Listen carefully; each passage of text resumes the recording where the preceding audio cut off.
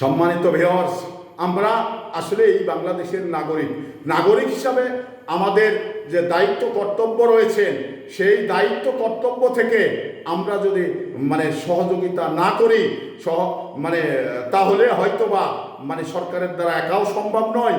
এবার আমরা সরকারকে বলেও আমাদের করা সম্ভব নয়, কারণ এই সরকার এবং জনগণের ভিতরে সমন্বয় থাকতে হবে। সমন্বয় যদি থাকে তাহলে উন্নয়ন অসাধ্য কাজকে সাধ্য করা সরকারের কোনো ব্যাপার নয়।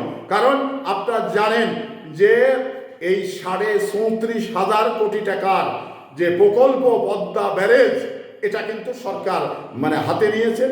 এটা সরকার সফল করবেন।